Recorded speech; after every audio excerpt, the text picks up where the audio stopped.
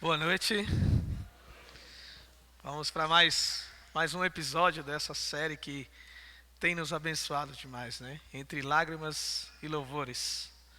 Essa série passou durante esse mês para nos encorajar, nos fortalecer, nos lembrar que Deus está conosco em todo e qualquer tempo. Durante essa série nós aprendemos a lidar com o desânimo, nos Salmos 42, com a culpa, em Salmos 51, com as incertezas da vida, em Salmos 23, com a ansiedade, em Salmos 46, com a fragilidade da vida, em Salmos 121, e com a rejeição, em Salmos 27. Eu acredito muito que a nossa caminhada com Cristo constantemente está nesses dois pontos. Há dias em que nós levantamos praticamente sem forças, com os olhos cheios de lágrimas, por lutas, por desafios que enfrentamos. Há dias em que Deus nos restaura, nos renova e nos lembra que Ele nunca nos abandona. E nós levantamos animados, prontos, ainda machucados, mas felizes, buscando a presença dEle, louvando o nome dEle e declarando que a nossa vida o pertence. Nessa caminhada, há dias de desânimo, há dias em que a culpa nos aflige, nos constrange, nos acusa, e nós lembramos do seu perdão, um perdão imerecido.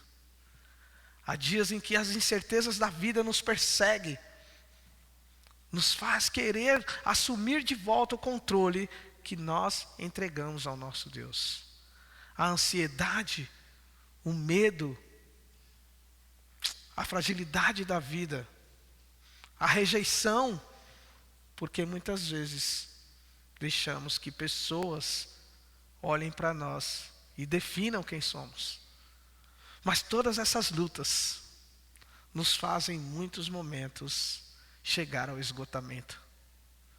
Nessa série de hoje nós vamos falar sobre isso. Como lidar com o esgotamento. Infelizmente, esse é o último episódio da nossa série. Dá para fazer de novo, hein? Esse é o último episódio da nossa série. Ótimo. Confesso para vocês que em meu coração é esse o som. Sei que vai vir outra coisa ainda melhor, né? Vamos entrar no nosso mês de aniversário. Vamos ser lembrados muitas lições sobre como viver como igreja, né? Um mês em que nós vamos refletir sobre mais um ano que a Íbica alcançou com a graça e a misericórdia de Deus e tanto cuidado que Ele tem tido conosco, como igreja, como família, como corpo e até mesmo como membro individualmente, porque em muitos momentos vocês têm sido as pernas, as mãos e a boca de Deus na minha vida e creio que também na de outros irmãos que estão aqui. Deus tem cuidado de nós, mas em meio a tantas lutas, em muitos momentos nós nos encontramos nesse esgotamento. Vivemos uma geração mais cansada da história. Temos máquina para fazer praticamente tudo que nós fizemos durante anos braçal. Mas mesmo assim, há dias em que nos encontramos esgotados, cansados, pesados, por tanto lutar com nossa própria mão. Esse salmo, assim como o Salmo 121 que nós aprendemos, também é um salmo peregrino. É um salmo que era citado durante uma caminhada em uma viagem, mas com um propósito diferente.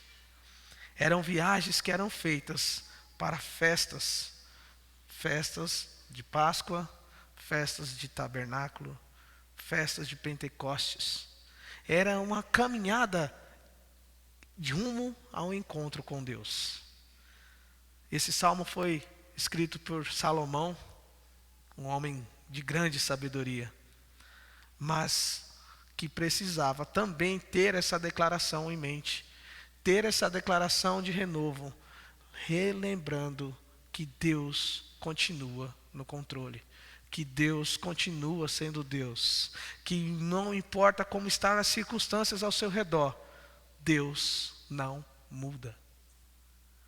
Tudo isso tem que nos trazer renovo em meio a essas lutas que têm nos levado ao esgotamento. Então que nós possamos sair daqui lembrados que Deus continua com a gente. Deus continua sendo Deus. Não há por que nós carregarmos tanto peso. Não há por que nós travarmos tantas batalhas. Porque muitas delas, Deus está pronto a travar por nós.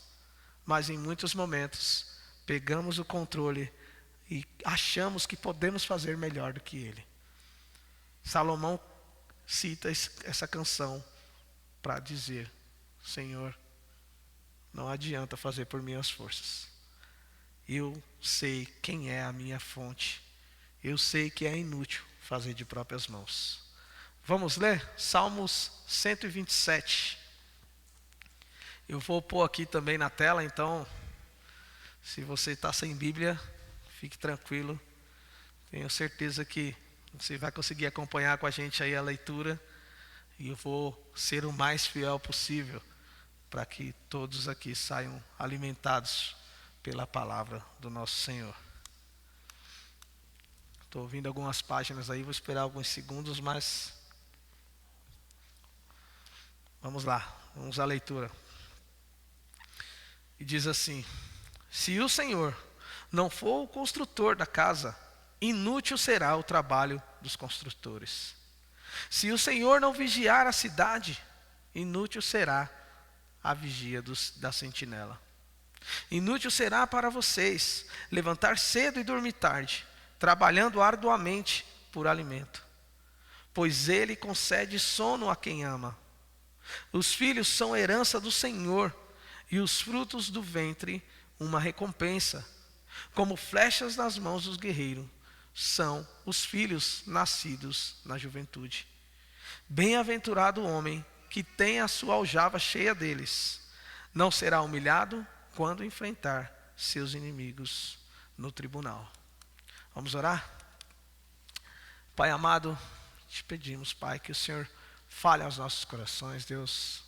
Pai, que esse culto seja mais uma vez a sua mensagem nos lembrando que nós temos o Senhor para cuidar de nós, que nós temos o Senhor como único e suficiente em nossa vida, que não precisamos, Pai, carregar tanto peso como temos carregado, Pai, que nós podemos depender de Ti, que o Senhor nos ajude, Pai, a travarmos as batalhas certas, termos a nossa vida debaixo do Seu absoluto controle, sem querermos espernear ou tomar de volta, achando que podemos fazer melhor do que o Criador de todas as coisas.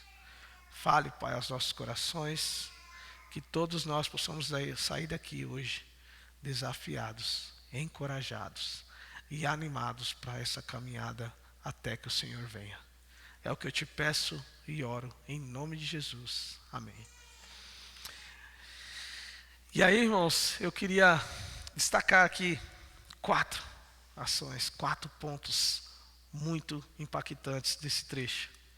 Pontos que nos ajudam a realinhar e lembrar quem é o foco, quem é o dono, quem é o nosso verdadeiro direção.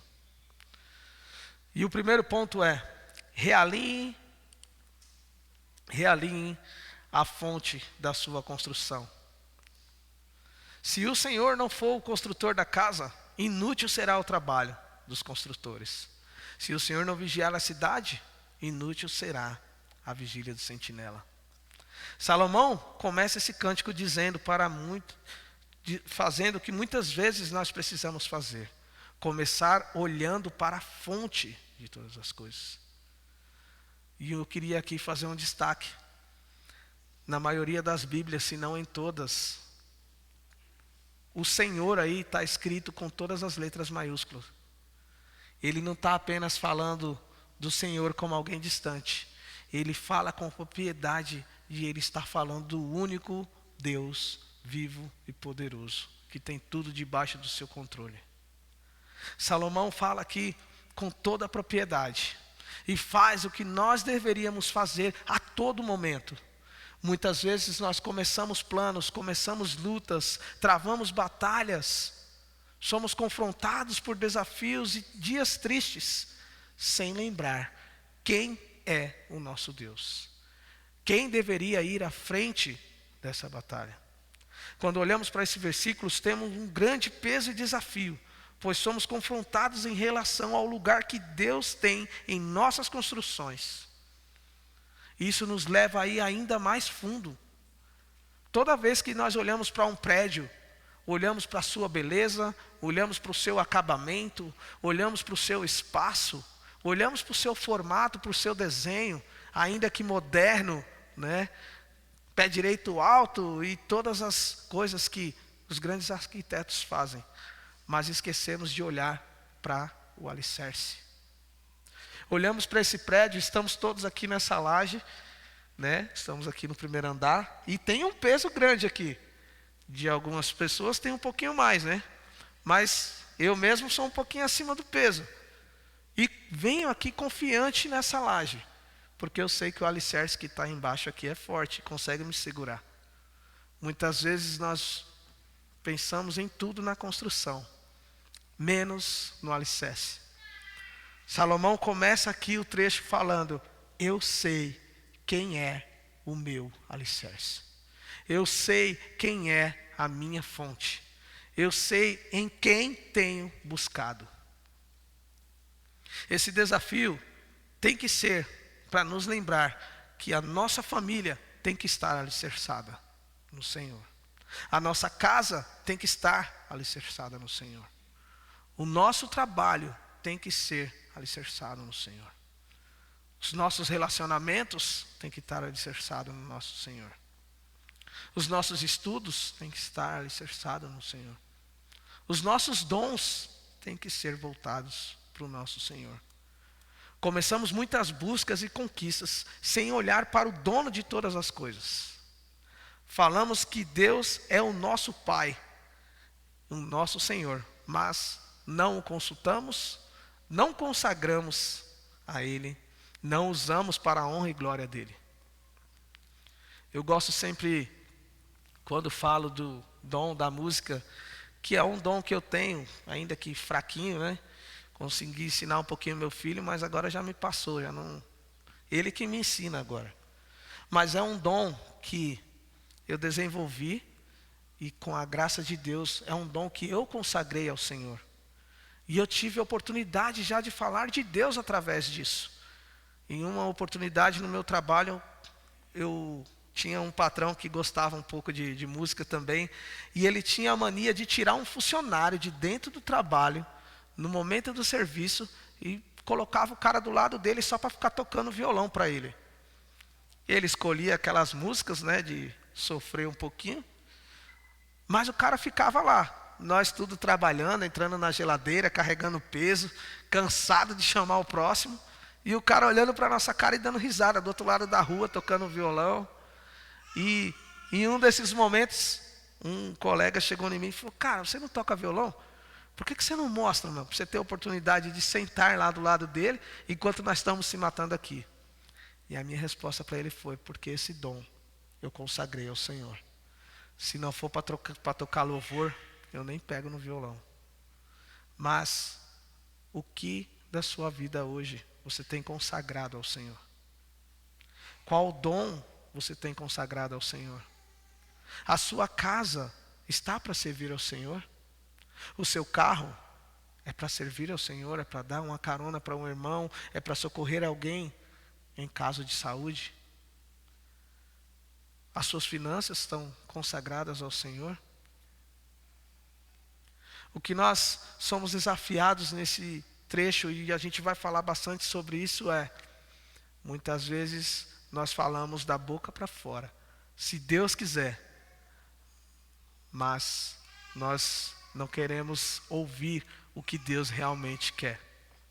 Mesmo sabendo tudo que nós aprendemos em Tiago 4, do 13 ao 15, que diz assim: ouçam agora vocês que dizem, hoje ou amanhã, iremos para esta ou aquela cidade. Passaremos um ano ali, faremos negócio, ganharemos dinheiro, mas vocês nem sabem o que acontecerá amanhã, que é a sua vida. Vocês são como neblina que aparece um pouco e logo se dissipa. Em vez disso, deveriam dizer: se o Senhor quiser, viremos e faremos isso ou aquilo. Passamos muito tempo falando que Deus é o dono de todas as coisas, mas as nossas ações, as nossas decisões e as nossas declarações mostram totalmente o contrário. E mesmo assim, quando as nossas decisões nos levam a apuros, que corremos para Deus e o questionamos por que isso está acontecendo, ou se o Senhor não está nos vendo. Muitas vezes conseguimos chegar, mas não vemos prosperar, porque não temos a bênção do nosso Senhor, a fonte das bênçãos. Lutar com os nossos braços pode fazer vencer algumas batalhas, mas elas não vão muito longe. Se não tiver a bênção do Senhor, não vale nada. Salomão fala não só nesse trecho, mas em outros. Olha o que diz em Provérbios 16:3: consagre ao Senhor o que você faz, e os seus planos serão bem-sucedidos. Realinhe a fonte da sua construção. Ele tem uma história e planos lindos para a sua vida, mas não estrague ele por achar que os seus planos são melhores que os do Senhor. Não comece nenhum plano sem colocar o Senhor à frente, porque você pode vencer um dia ou dois, mas se não tem as bênçãos do Senhor, não vai longe. Hoje vivemos muitas vezes exaustos por correr atrás de tantas coisas que Deus não nos deu, por saber que não tem valor e não vai nos agregar em nada. Tem muitas batalhas que você está enfrentando e ela só está se tornando cada vez mais longa e dolorosa, porque não tem nada a ver com o que Deus preparou para você. Não tem nada a ver. Muitos de nós passamos uma vida de caramujo, passos curtos e pesados, carregando uma casa nas costas, buscando a autossuficiência.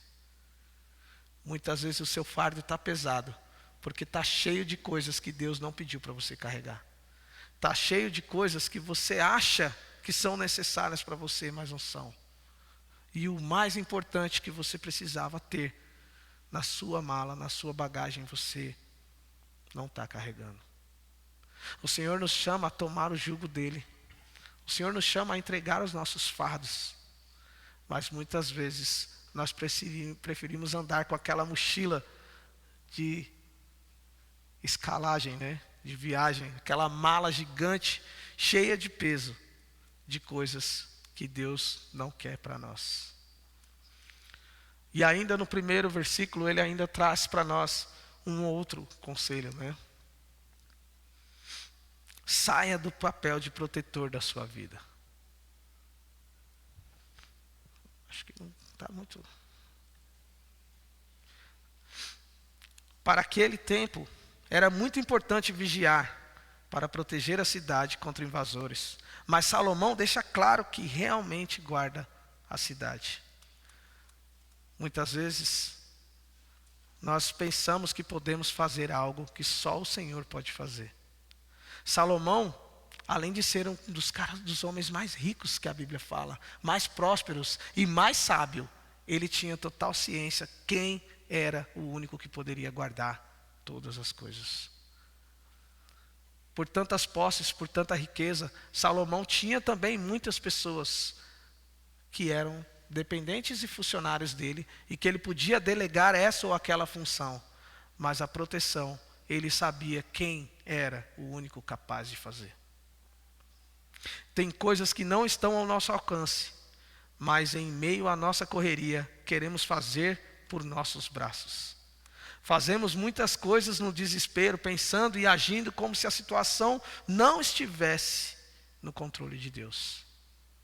Quantas vezes, em uma dor, em uma batalha, em um problema, nós gastamos todas as saídas possíveis ao nosso raciocínio, para só então pedir socorro ao Senhor, pedir direção ao Senhor, ter consagrado e filtrado através do nosso manual de instrução, que é a palavra dele. Queremos controlar o mundo, nos proteger de dores, mesmo quando procuramos, através de escolhas ruins que fazemos, para fugir da presença do Senhor.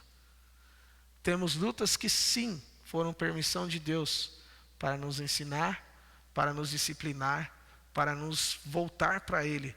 Mas temos também muitas lutas que nós mesmos nos colocamos. Justamente por isso, por não começar olhando para a direção certa. Muitas vezes, acabamos até intervindo em situações permitidas por Deus, sem dependência e confiança no eu sou. Existem lutas que nossos irmãos, nossa família, nossa esposa enfrenta, que é permitida por Deus para disciplinar, para orientar e para ensinar. E às vezes, por não termos esse olhar, essa sensibilidade, nós entramos no campo de batalha que não nos pertence. Queremos fazer o papel do Espírito Santo, queremos ter tudo debaixo do nosso controle. E depois de quebrar a cara, depois de estar todo ralado, é que lembramos: ei, Deus continua no controle. Você não tinha que estar nessa luta. O medo, muitas vezes nos protege de muitas coisas. Até de nós mesmos o medo protege. Mas se nós permitirmos ele falar mais alto que a voz de Deus, temos um sério risco. E podemos entrar em várias situações. E isso, eu queria que nós refletíssemos através dessa frase de Charles Spurgeon.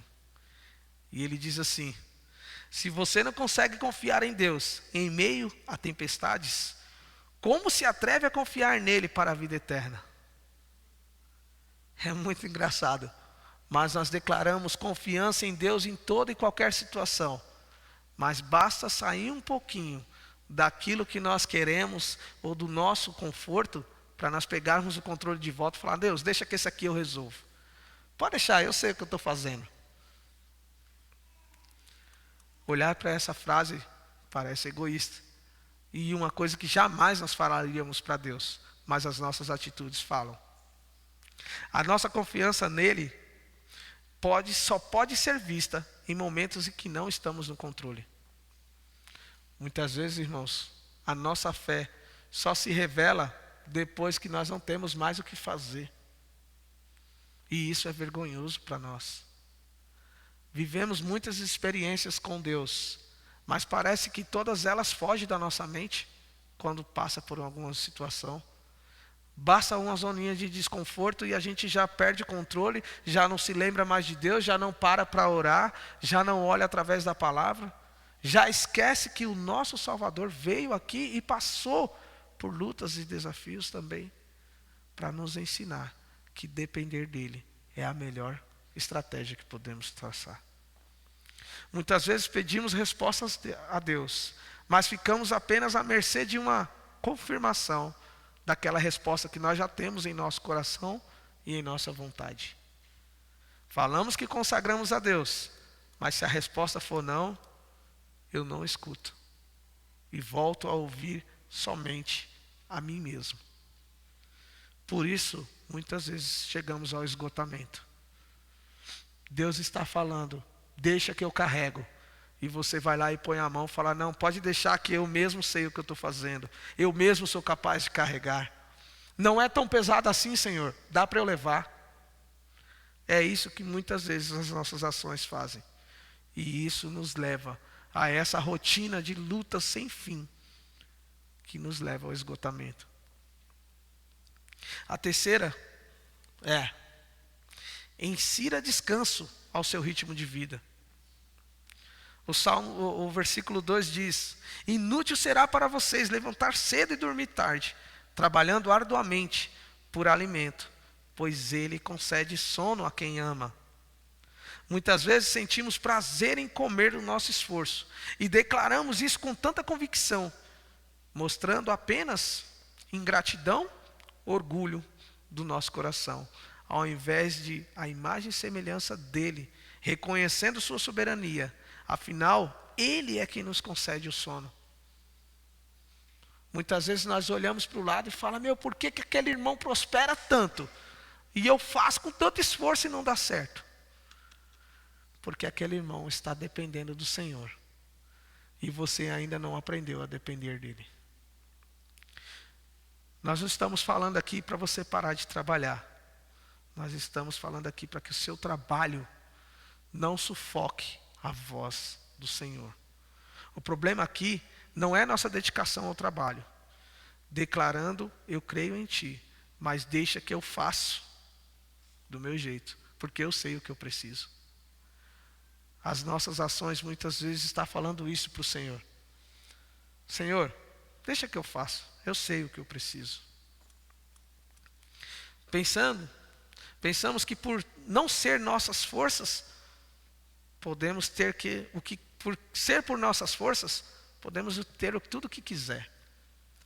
Muitas vezes nós, por nossa comparação com nossos pais terrenos, nós achamos, se vem do meu bolso, se vem do meu esforço, não precisa da aprovação dele. A nossa luta, até por lares, muitas vezes não cristãos, é para que nós saiamos de casa e conseguimos conquistar tudo aquilo que nós sempre sonhamos e ouvimos muitos nãos do nosso pai. Mas a diferença é que nosso pai terreno tem uma visão limitada, mas o nosso pai celestial não. Muitas vezes o meu não para o Brian vai além de não ter condições. Mas na maioria das vezes é simplesmente isso, não tenho condições de dar. Mas o não do Senhor sempre vai ser, porque Ele é quem sabe o que é melhor para você. Ele é quem sabe o que você realmente precisa. O não do nosso Deus não está em limite de conquista, limite financeiro ou de poder, porque o nosso Deus é o Deus do impossível. O não dele é porque ele tem ciência do quanto isso vai fazer mal para você. Mas nós, muitas vezes em nosso pensamento, pensamos, se vem do meu esforço, se vem do meu suor, então eu posso. Estamos acabando com o templo do Espírito Santo, definhando quando finalmente chegamos ao fim para usufruir, já não temos mais nem força. Esses dias eu estava conversando com um senhorzinho e ele olhou para mim e falou, cara, é engraçado, né? Quando eu era jovem queria comer, mas não podia porque não tinha condições. Agora eu quero comer, mas eu não posso porque minha saúde não permite. Muitas vezes é isso. Nós estamos lutando tanto para ter, que quando nós chegamos ao final, não faz mais sentido. Esses dias eu estava conversando com um jovem, e a gente estava falando justamente sobre bens materiais. E aí, uma das coisas que eu falei para ele, olha para você ver, o carro que você tinha, que o seu pai tinha, era o carro top, né? Servia para fazer tudo o que você queria. Quando seu pai conquistou um novo carro, você olhou e falou, caramba, eu nunca me imaginei num carro desse. Mas hoje você já olha para esse carro e pensa, se fosse aquele outro, era melhor ainda. Esse está bom, mas se fosse outro, era melhor ainda. A nossa gana, a nossa luta, muitas vezes vai correr a uma corrida sem fim. Acabamos com o nosso corpo, acabamos com a nossa saúde, perdemos momentos que nunca mais vamos ter a oportunidade de reviver, porque estamos encabeçados em uma luta para ter tudo aquilo que não faz sentido algum. É engraçado, mas um dos campos mais férteis para falar de Jesus é o velório, né? Porque quando chega lá no final, nós olhamos e vemos, os anéis não vão, o carro não vai, a casa não vai, a moto não vai, a roupa top não vai, o iPhone 17 não vai. E aí, o que sobrou? E nesse desespero, não sabemos a hora de parar, mesmo tendo o exemplo do nosso Criador, que após criar todo mundo, tirou um dia para descanso. Irmãos, eu gosto sempre de relembrar que tem muitas mensagens que eu prego olhando para mim sentado na primeira cadeira. Eu não estou falando aqui como alguém que tem a disciplina de tudo, não. Eu, até conversando um pouco com o pastor Alex hoje, eu falei que ele fez de propósito. Eu acho que ele deu um atestado falso aí de Santo Amaro. Porque ele falou, cara, eu não estou bem, prefiro que você faça. Mas toda essa mensagem que eu estou pregando é para mim. Ontem eu cheguei numa situação de cansaço tão grande. E no meio de todo esse cansaço, eu falei, eu preciso me isolar, preciso parar um pouco, né?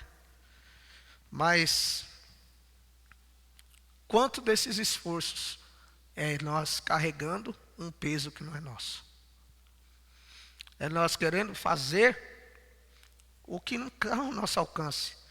É querendo transformar aquilo que só Jesus pode transformar. É querendo conquistar aquilo que para nós não faz sentido algum. O pior discurso que nós temos em nossa boca é dar para os nossos filhos tudo aquilo que a gente não teve. Mesmo sabendo que todos os nãos que você recebeu te trouxe até aqui. Por que para o seu filho não? Por que para o seu filho tem que ter tudo ao contrário? Por que o forno que assou o primeiro bolo não pode assar o segundo do mesmo jeito? Mas, em contrapeso a toda essa dedicação, nós também não podemos esquecer que muitas vezes todo o seu comprometimento, toda a sua dedicação está nas coisas do mundo, mas não chega nem a 1/3 do que você tem feito para o reino. O seu comprometimento com a empresa revela o profissional que você é. E o seu comprometimento com a igreja revela o cristão que você é. Não podemos faltar no serviço, mesmo doente. Mas se eu amanheci meio indisposto, a igreja pode ficar. Não posso me atrasar nem um segundo para o trabalho. Mas na igreja, Deus habita no meio dos louvores, né? O uniforme do trabalho tem que estar limpo, passado e alinhado. Na igreja qualquer roupa serve. Eu estou indo para Deus, Ele está vendo o meu coração. Irmãos, reforçando, não é sobre sermos péssimos funcionários e darmos um mau testemunho. Até porque a própria palavra nos relembra que tudo que fizermos, devemos fazer como para o Senhor. Mas é nos lembrando que o que nós fazemos aqui é para almas, tem valor eterno. E muitas vezes temos muito mais esforço para o trabalho, para enriquecer pessoas, do que o que nós fazemos para a honra e glória do nosso Deus. E o quarto ponto é: ame as pessoas mais do que as coisas. Aqui eu queria resumir os 3, né? Os filhos são herança do Senhor, e os frutos do ventre, uma recompensa. Como flecha nas mãos dos guerreiros são os filhos nascidos em sua juventude. Bem-aventurado um homem que tem a sua aljava cheia deles. Não será humilhado quando enfrentar seus inimigos no tribunal. Esse final traz 3 lembretes. Nossos filhos são herança do Senhor, o fruto do nosso relacionamento e uma recompensa. As nossas ações revelam o nosso amor. A nossa dedicação muitas vezes revela o nosso amor. Muitas vezes nós falamos que amar é como se fosse aquele sentimento, aquela música bonita. Mas quando nós agimos com amor, muitas vezes não vai ser confortável, mas vai exigir dedicação, decisão e empenho. Muitas vezes, a nossa dedicação no cuidado com as coisas do nosso patrão é muito maior do que o cuidado que nós temos com a nossa família. Herança do Senhor, uma grande recompensa preciosa que recebemos, sem merecer, sem nosso esforço. Esse é o sentido. O que você recebeu do Senhor, seu filho, é uma herança de grande riqueza, sem merecer, sem esforço. Mas muitas vezes essa joia preciosa está jogada na rua, enquanto você está cuidando do que não é da sua conta. Está cuidando do que é dos outros. Fruto de um relacionamento. Por mais que você regue, adube uma árvore, é Deus quem concede os frutos. Então, quando você olha para o seu filho, é um fruto que veio a você por graça e misericórdia de Deus. Não importa quanto você regou ou quanto você investiu, só Deus pode nos conceder esse privilégio. Por que que nós não valorizamos tão grande privilégio? Uma recompensa. Sabemos que não merecemos nada de Deus, mas através de sua graça temos o privilégio de ter essa recompensa. É como ganhar um prêmio de uma corrida que você não correu. Sem treino, sem esforço, sem luta. Mas Deus nos recompensa com esse privilégio. Mas diante desse privilégio, a pergunta que fica: o quanto isso vale para você? E a gente põe isso a filhos, mas nós temos também os nossos filhos na fé. Existem pessoas que estão indo para a igreja através do seu primeiro convite, através do seu primeiro incentivo, através das suas orações, e eles são frutos do seu relacionamento com Deus.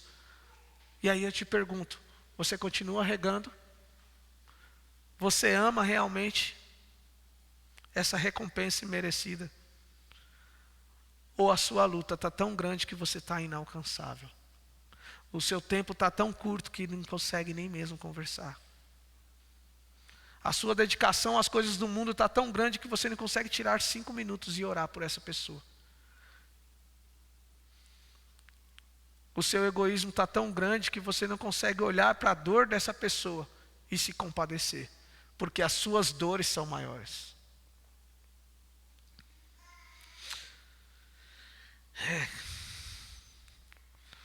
Os 2 últimos versículos nos traz uma analogia da nossa missão. Temos um alvo, temos flechas que precisamos preparar, afiar, alinhar, para que ela alcance o alvo. Muitas vezes nós dedicamos muito mais aos nossos filhos para que eles sejam bons profissionais, para que eles alcancem a melhor profissão, para que eles sejam bem-sucedidos. Quem sabe até sustente a gente, né? Retribua um pouquinho. Embora a geração de agora está começando a ficar gagá, põe no asilo que o asilo cuida melhor. Aí dorme a semana inteira na ripa, no sábado eles dão um banho, porque sabe que no domingo tem visita, né? Mas tudo isso dedicando apenas a coisas que não vêm de Deus. Mas só vamos conseguir vivenciar e saborear tal bênção através do 4º conselho. Esse salmo nos mostra o quanto somos amados. Será que nossos filhos sabem o quanto são amados? Salomão está olhando para o Senhor com toda a certeza que sabe que no Senhor ele tem socorro, que sabe que no Senhor ele tem proteção, que sabe que do Senhor é que vem tudo o que ele tem, e que ele só precisa olhar para o Senhor, se recorrer a Ele e seguir as suas orientações. Será que seus filhos olham para vocês assim? Será que quando dói qualquer coisa, ele sabe, se eu ligar para o meu pai, ele vai me socorrer? Eu sei que meu pai tem solução para esse problema. Nós não somos chamados de pai à toa. Esse apelido veio primeiramente a Deus, depois a nós. E o mais assustador para atrapalhar muitos relacionamentos com Deus é quando nós falamos pai, nós temos uma conexão direta com o nosso Pai Celestial e com a nossa referência de pai na terra. Somos desafiados a sermos a referência do nosso Pai Celestial. Quando nossos filhos falam pai, orando a Deus, ele vê amor ou ele vê dor? Ele vê segurança ou ele vê abandono? Porque tem muitos pais abandonando. E o pior tipo de abandono que nós podemos viver é aquele que está do nosso lado. É muito melhor um filho que cresce sem conhecer um pai do que um filho que cresce conhecendo um pai que nunca foi pai. Nunca se importou como pai. Nunca pensou como pai. Nunca protegeu como pai. E nunca amou como pai. Mas nós temos um pai que nos ama. Então, entre lágrimas e louvores, nos dias bons e nos dias de lágrimas, sempre lembremos que nós temos esse pai que nos ama, que nos protege e que deve ser o alicerce de todos os nossos planos. Enquanto eu estava estudando isso, veio uma pergunta: e o que eu faço com os planos que eu fiz até hoje? Né?